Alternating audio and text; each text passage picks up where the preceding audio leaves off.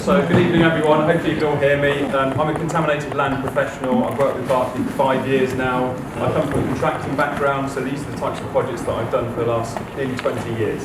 So thinking about the site history, we have 2 gas holders on the site, and we both know, and you all live around this area, that they were decommissioned in 2019 and 2020 by ERIF and National Grid. Personally, I think this is a positive part of the site. So when you look at contamination and contaminated land, you have to look at the conceptual site model, and that looks at the site history. Now, the land owned by St William is only gas storage. So when you think about these structures going up and down when they stored gas, they had a sealed base in the bottom of them, and that's all they did. They stored the gas and it was pumped to the local area using the pressure of the Victorian system of a gasometer or a gas holder. Now, on the left-hand image, as you can see here, the wider gasworks site, so that looks at the manufacture of town gas. So this is back in the late 1800s into the 1900s, where they burnt coal, produced gas, and it was stored in the gas holders. So the main gas infrastructure, which has a lot of the gasworks byproducts on it, when you think about toxicological risk and contamination in soils, is off the St William boundary. It's not part of this site. The Kensal Green gasworks is obviously much larger in its day. You can see by that image on the left-hand side there. And the general percentage, of the rough sort of percentage split of the site is 75% of just the gas holders.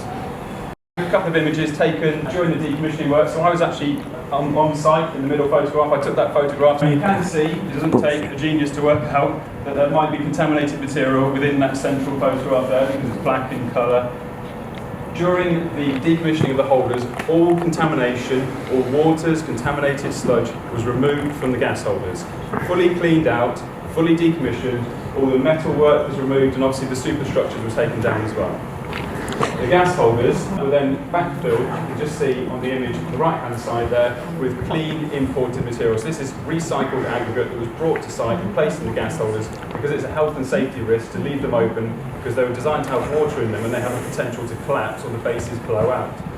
So they've been backfilled. They left preferentially low, about 3 metres. The reason we asked them to be preferentially low is because we know that construction traffic movements are a significant impact to the local area. They were left low because the cut and fill balance, i.e. the amount of materials we need to take off-site, there's no point National Grid importing thousands of cubic metres of material for St William to come along and go, oh, well, now we're going to take all that thousands of cubic metres back out again.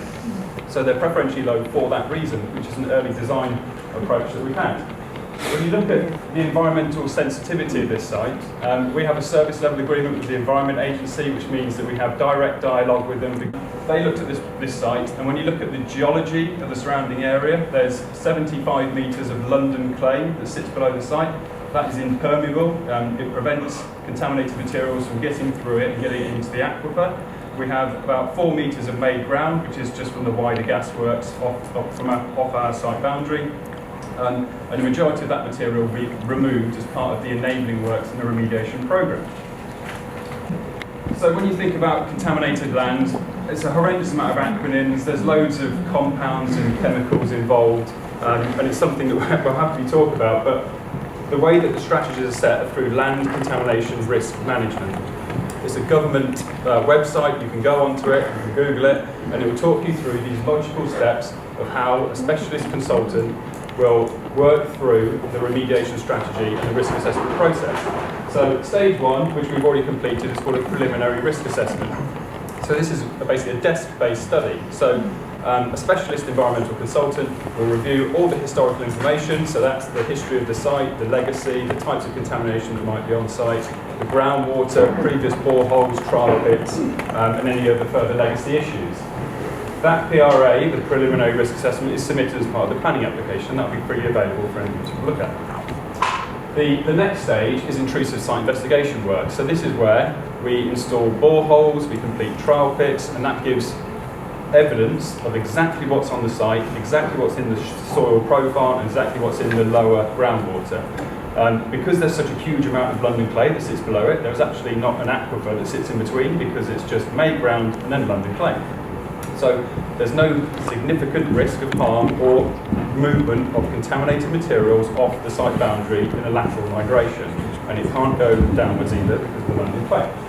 So you move into developing the risk assessments for human health and for controlled waters, and that goes through the Environmental Health Officer at the local planning authority at RBKC, and it also goes through the Environment Agency, a statutory body which has to review all information, and we have no jurisdiction over them whatsoever.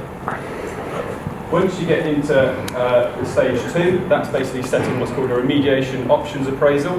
So that looks at all the different types of techniques that you might be able to complete to remediate the site.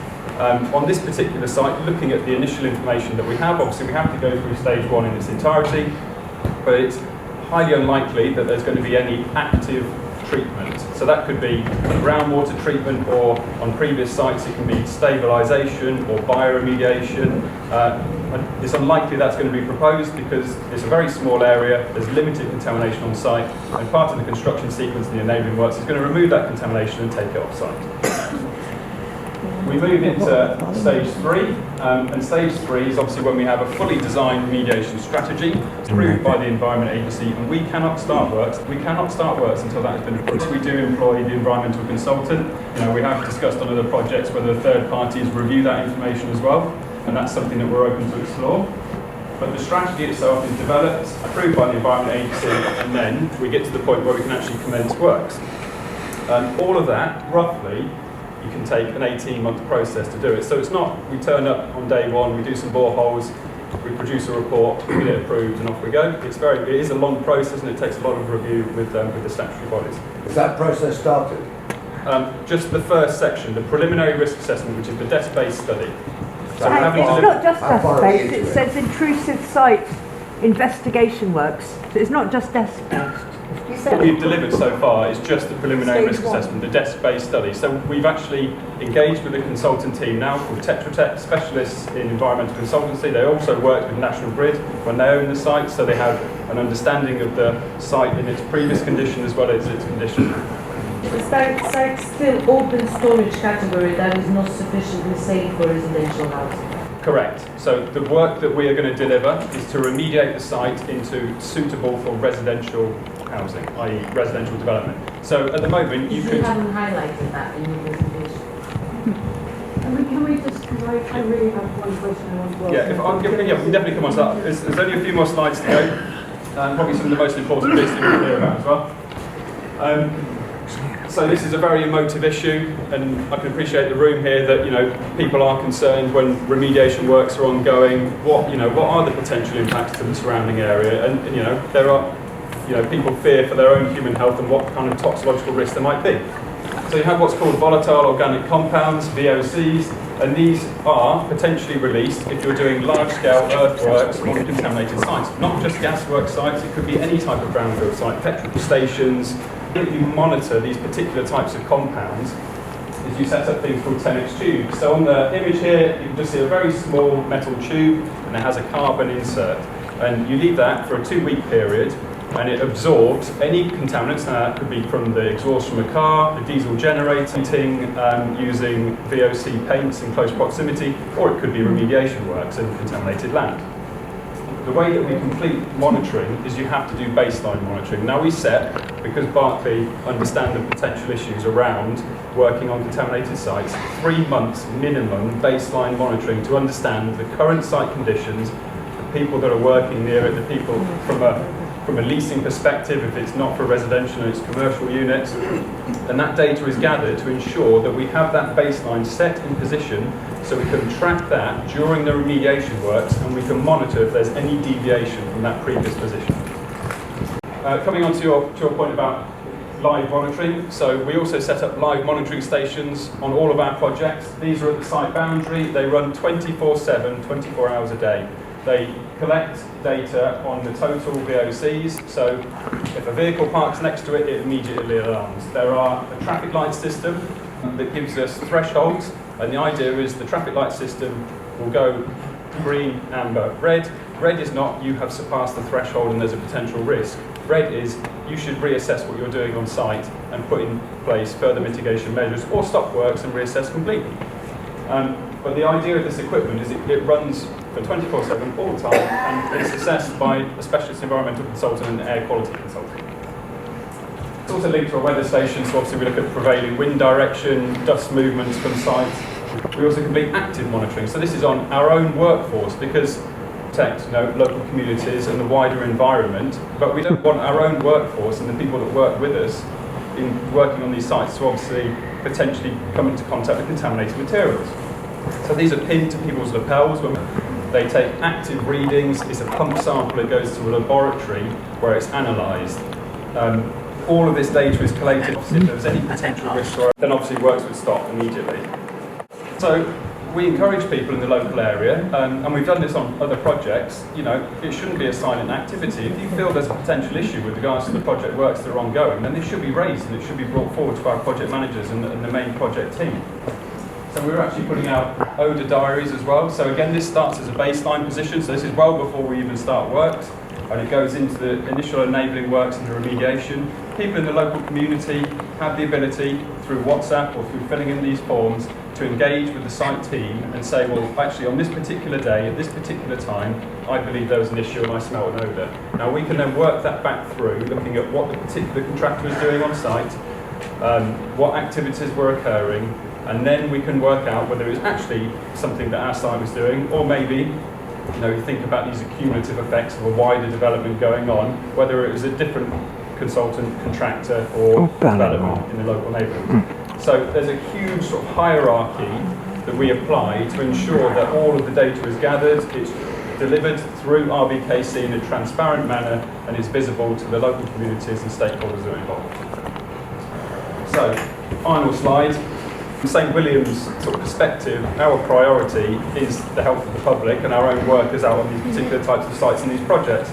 This site is, in the grand scheme of our portfolio of projects, a very low level of contaminated site. It's actually backfilled with clean materials which have to be moved off-site via vehicles, that is true, but it is aggregate that's been recycled, it's not contaminated waste. There is a small percentage of that, but it's very low level in the grand scheme of things. We will have an independent, from our point of view, an air quality consultant and an odour management plan. And that odour management plan will be set with RBKC and will be approved by themselves as a document that sets out exactly how we're going to manage any potential issues with regards to air quality, odour, VOCs and human health. Obviously we monitor noise, dust, odour and vibration. That all forms part of our construction environmental management plan, and that will be shared ahead of any project works and has to be approved as well, and that will obviously stipulate vehicle movements, the maximum vehicle movements, and also the tracking of those vehicles as they go through the local area as well. We continuously check live data against regulatory thresholds, so obviously we have to work with guidance from the World Health Organisation, the UK government and the Environment Agency, and all these thresholds for particular types of compounds are set, we can't change them, and all of the data that we gather will show that we're working below those levels. Excuse me? Yes? You've just said that you're working within the regulatory framework, the levels which are set by the EA. You also quoted the World Health Organization. So, some of those levels are back calculated. But the WHO said no level of exposure is considered safe for human health. No level. So I think the last point that I'd like to come on to is that we will proactively engage with you. I don't think, stood here today, there's no point Berkeley and St William saying we're going to do all these enabling works and we're just going to push on and we're not going to listen to you. It doesn't aid us as a developer to have that kind of mentality. So we need to engage with you, we need to engage with the stakeholders, the community and the local residents, and be transparent and collaborative in that process. We need to share the data with you so you can trust us and you can believe what we're doing, because at the end of the day, unless you're looking at the data and you can have it independently reviewed as well, then that doesn't put us in the best position. So I think that's probably the final point that I'd like to end the presentation. So yeah, really quickly, the proposed construction programme for the development is on the screen now. Outlining there the sequence of work and the time frame. In summary then, in wrapping up, what is our application going to be for and what are we here to talk about? The delivery of 792 new homes. We're delighted to be able to come forward with a proposal for 35% affordable housing measured by habitable room, which allows 210 new and much needed affordable homes. We've talked about 8,000 square metres of new publicly accessible open space, transforming what is something that is currently underutilised into something that can be accessed and enjoyed by everybody. And we've heard from from Fred, we're working with some very, very high quality architects here to ensure that the proposals live up to a very, very high standard. Our website is there, the email address to be able to contact us is there. Please do so, and thank you for listening.